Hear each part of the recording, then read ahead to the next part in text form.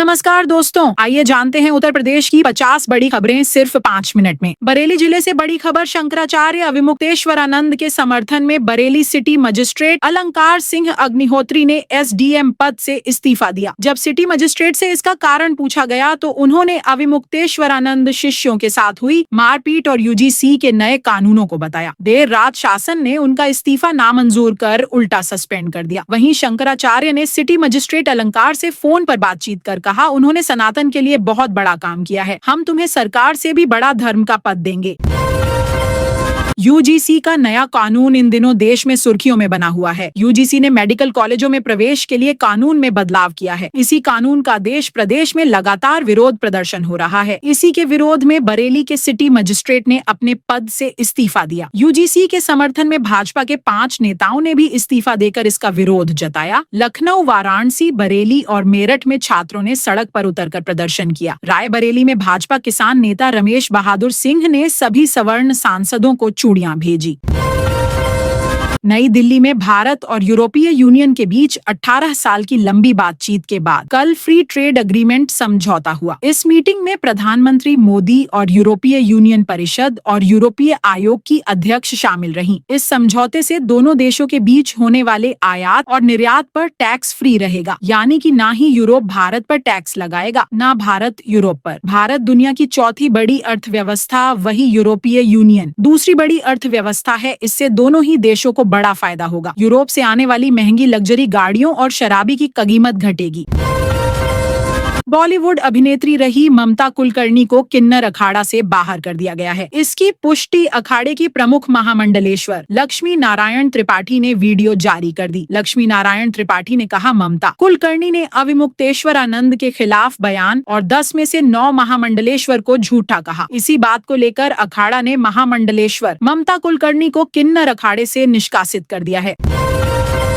उत्तर प्रदेश में शंकराचार्य और सरकार के बीच बना विवाद अब थमने की बजाय बढ़ता जा रहा। जहां एक ओर शंकराचार्य के समर्थन में बरेली सिटी मजिस्ट्रेट अलंकार ने इस्तीफा दिया, उसी प्रकार मुख्यमंत्री योगी के समर्थन में अयोध्या के जीएसटी कमिश्नर प्रशांत कुमार सिंह ने भी राज्यपाल को इस्तीफा भेजा। प्रशांत कुमार ने कहा, शंकराचार्य की सीएम पर की गई टिप्पणी से वे 10 दिन से पीड़ा में थे। एक वीडियो में प्रशांत कुमार अपनी पत्नी के साथ फोन पर बातचीत करते हुए रो पड़े। अब देखते हैं उनका इस्तीफा मंजूर होता है या नहीं। बरेली सिटी मजिस्ट्रेट का इस्तीफा नामंजूर कर सस्पेंड कर विभागीय जांच शुरू कराई है। क्या आपकी नजर में ये सही है या गलत?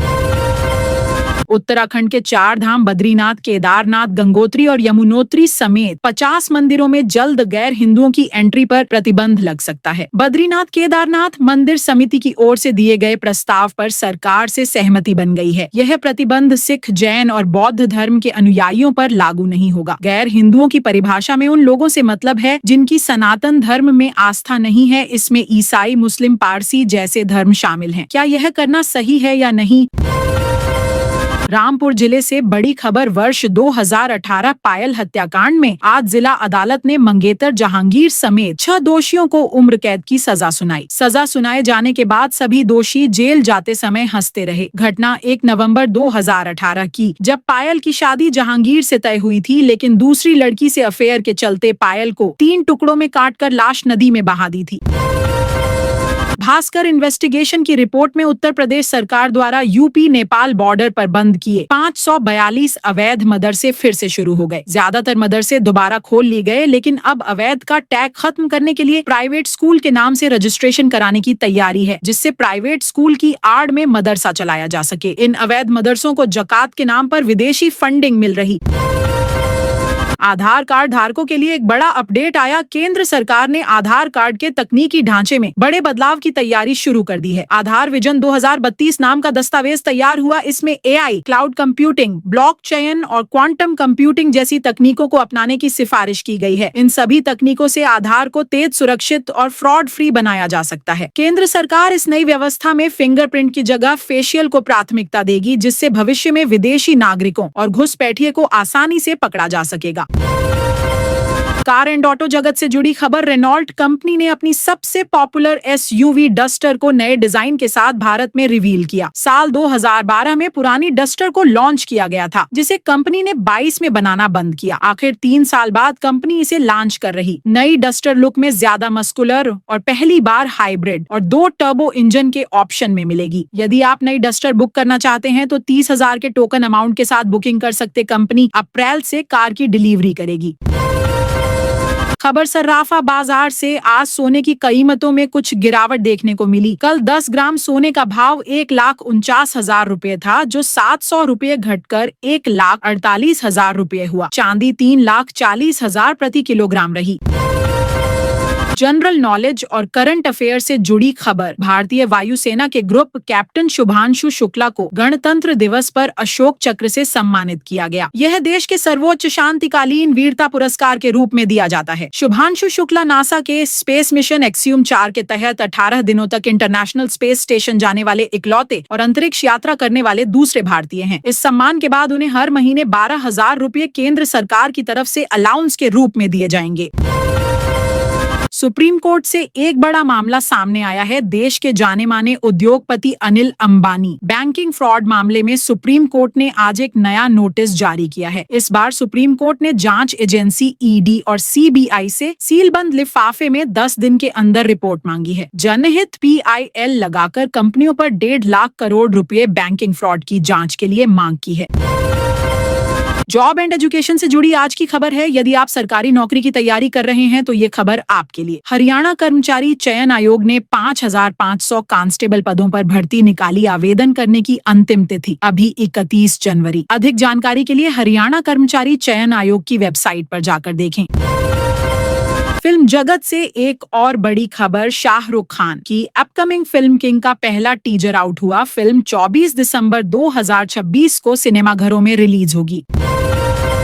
लखनऊ से बड़ी खबर। सपा प्रमुख अखिलेश यादव ने प्रेस कॉन्फ्रेंस कर नोएडा में सॉफ्टवेयर इंजीनियर की मौत का जिम्मेदार मुख्यमंत्री को बताया। अखिलेश ने कहा, डीएम को नहीं हटाया तो कम से कम एक पुलिस अधिकारी को हटाना चाहिए था, जिसकी वजह से इंजीनियर की मौत हुई। अखिलेश यादव ने सरकार पर कई सवाल खड़े किए। इसमें उन्होंने पहले एक वोटर लिस्ट पढ़ी, जिसमें कहा, देखिए भगवान दास के घर में मोहम्मद अफजल का नाम, फातिमा के घर में राधा का नाम आ रहा। वहीं अखिलेश यादव ने डायल 100 को लेकर एक और बयान दिया। उन्होंने कहा, बीजेपी सरकार ने इसे भी बर्बाद कर दिया, इसलिए नोएडा में इंजीनियर की जान गई। प्रयागराज माघ मेले में 6 दिन से अनशन पर बैठे शंकराचार्य अविमुक्तेश्वरानंद ने कहा, जो मुस्लिम धर्म गुरु होता है वह खलीफा यानी राष्ट्र का अध्यक्ष होता है। हिंदू धर्म में खलीफा परंपरा को लाया जा रहा। सीएम और पीएम सनातनी होते हुए भी गो हत्या हो रही है, वही सनातन का अपमान कर रहे। अमेरिका ने आधिकारिक तौर पर वर्ल्ड हेल्थ संगठन यानी WHO को छोड़ा। अमेरिकी राष्ट्रपति ट्रंप ने राष्ट्रपति बनने के बाद ही WHO से बाहर होने का ऐलान कर दिया था। अमेरिकी विदेश मंत्रालय के मुताबिक WHO बीमारियों को रोकने, संभालने और जानकारी शेयर करने में नाकाम रहा। अमेरिका एक ऐसा देश है जो WHO को सबसे अधिक फंडिंग देता था, जो लगभग $958 बिलियन सालाना थी। WHO एक विश्व स्वास्थ्य संगठन है जो दुनिया भर में स्वास्थ्य सिस्टम में सुधार करता है।